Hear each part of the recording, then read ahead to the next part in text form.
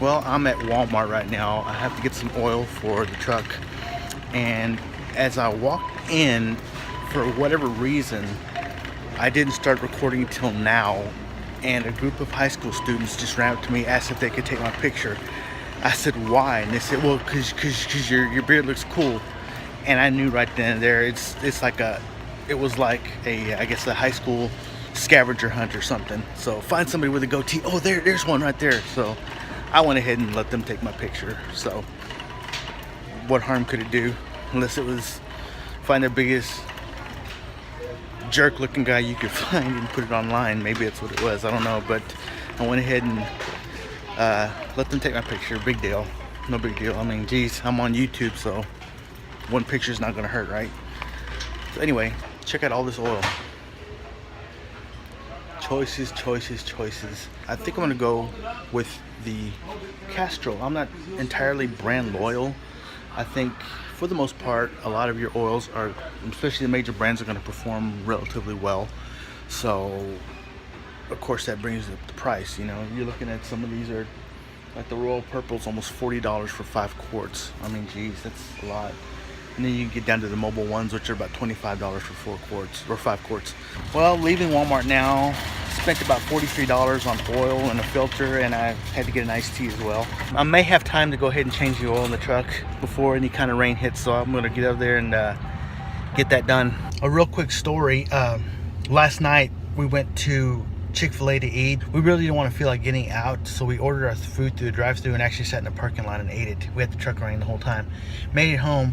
Well, this morning when I got in the truck, it was so low on gas and our driveway is at an angle that the pickup pump wouldn't pick up any of the fuel that was in the tank, and it wouldn't start. That's how low I was.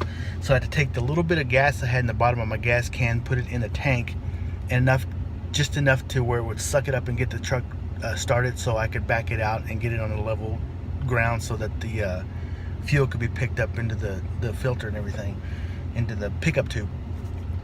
So for some reason on these Dodges right here, or the Ram trucks that I have, it's got the rotary knob gear shift.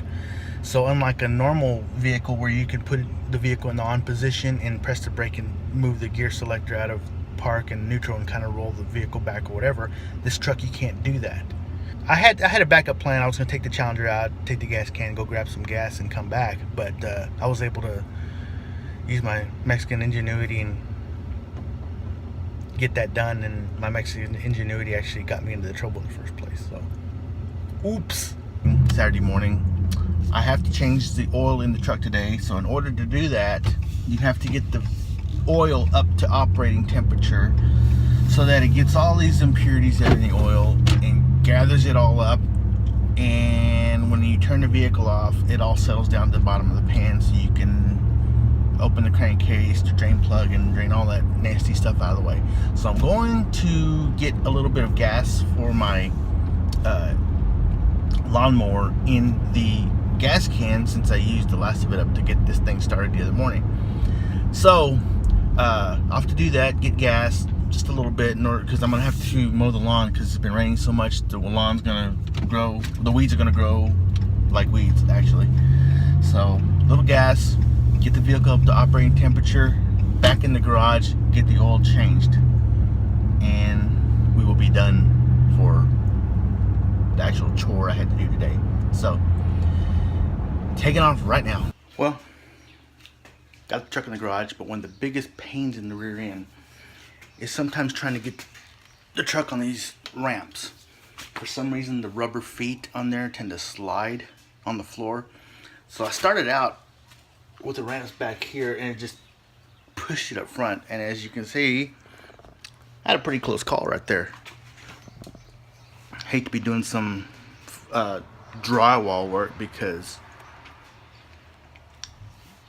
Leo there wanted to take a trip into the house. So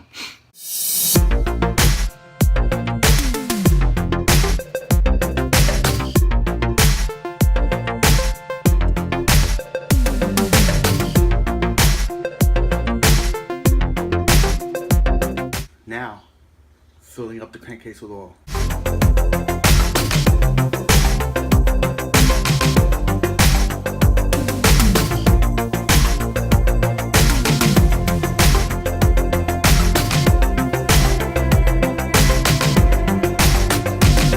Well, we got Leo pulled out of the garage.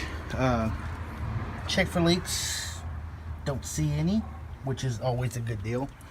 Okay, your vehicle may or may not have an electric oil pump. No big deal. What you do want to do is, if it does, make sure you turn your key on the run position, and that way that electric oil pump will get to cycling that oil through the engine. If you don't, if it's a mechanical, what you want to do is, once you start the vehicle, keep your eye on the gauge. If it doesn't show any pressure within 1 or 2 seconds, shut your engine off. Something's wrong. So here's the moment of truth. On position. Start. No pressure. 1, 2. There we go. Perfect.